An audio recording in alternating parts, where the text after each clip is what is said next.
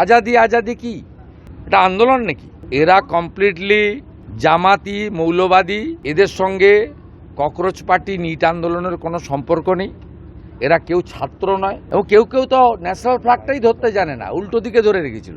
এই খারিজি মাদ্রাসা তার রেজিস্ট্রেশন নিয়ে তদন্ত হচ্ছে, এদের রাগ আছে।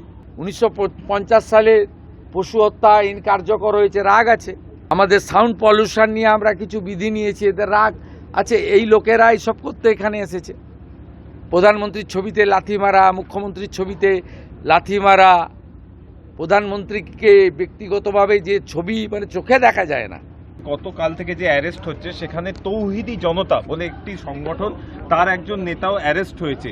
বামেদের মিছিলে এই তৌহিদি জনতা মানে বিচ্ছিন্নতাবাদী শক্তিরা আসছে কি? বামেদের মিছিল ছিল না, ওখানে ওই যে আপনাদের যারা সেলফ ডিক্লেয়ার ককরোচ পার্টি তাদের এই মিছিল ছিল, পরে বামেরা যুক্ত হয়। তা আমি ধন্যবাদ জানাবো পশ্চিমবঙ্গে যারা এই নিট আন্দোলনের পার্ট ছিল, তারা এই ঘটনায় একেবারেই যুক্ত নয়। আমরা ভালো করে দেখেছি এবং তারা সোশ্যাল মিডিয়াতেও দিয়েছে যে সাংবাদিকদের উপরে বর্বরোচিত আক্রমণ এবং এই ধরনের ঘটনার সঙ্গে যারা যুক্ত তাদের দায়িত্ব তারা নিচ্ছে না। তারা সোশ্যাল মিডিয়াতেও দিয়েছে, আমাকে কলকাতা পুলিশের সিপি সব পাঠিয়েছে, দেখেছি আমি। এই শক্তিটা কমপ্লিটলি বিদেশি শক্তিদের দ্বারা মদতপুষ্ট হতে পারে, তদন্তকারীরা বলতে পারবেন। কিন্তু যেভাবে সংবাদ মাধ্যমের কর্মীদেরকে মেরেছে, রক্তপাত করেছে এবং প্রাণঘাতীর চেষ্টা করেছে, তার বিরুদ্ধে ব্যবস্থা 7টা মামলা হয়েছে। সব মামলা কিন্তু রিপোর্টাররা করেছেন। পুলিশ 2-1টা সুমোটো মামলা করেছে, কিন্তু রিপোর্টাররাই এগিয়ে এসে করেছেন। এই প্রথম পশ্চিমবাংলায় রিপোর্টাররা বছরের পর বছর ধরে আক্রান্ত হয়েছে। 23-এর পঞ্চায়েত ভোটে কি অবস্থা হয়েছে আপনারা দেখেছেন, 22-এর পুরো ভোটে কি হয়েছে, ভাঙড়ে কিভাবে পিটানো হয়েছে, সন্দেশখালিতে পিটানো হয়েছে, অভয়া আন্দোলন, আরজিকর আন্দোলনে কিভাবে মার খেয়েছে রিপোর্টাররা, কিভাবে রক্তপাত হয়েছে। না প্রেস ক্লাব কোনো ভূমিকা নিয়েছে, না তদানীন্তন মুখ্যমন্ত্রী বা পুলিশ কোনো ভূমিকা নিয়েছে, না কেউ গ্রেপ্তার হয়েছে।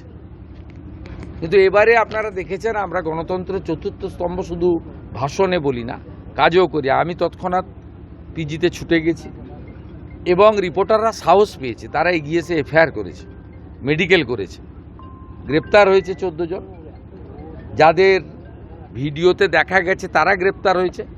এদের সঙ্গে ককরোচ পার্টি নিট আন্দোলনের কোনো সম্পর্ক নেই। এরা কেউ ছাত্র নয়, এরা কমপ্লিটলি জামাতি মৌলবাদী এবং ভারতবর্ষকে দুর্বল করতে চায়, অশান্তি করতে চায়। আর গত 10 সপ্তাহব্যাপী যে বিজেপি রাষ্ট্রবাদী সরকার চলছে, তারা যে সিদ্ধান্তগুলো আইন কার্যকর করার ক্ষেত্রে নিয়েছে, সেই যন্ত্রণা থেকে এই অসভ্যতামিটা এরা করছে। এই খারিজি মাদ্রাসা তার রেজিস্ট্রেশন নিয়ে তদন্ত হচ্ছে, এদের রাগ আছে।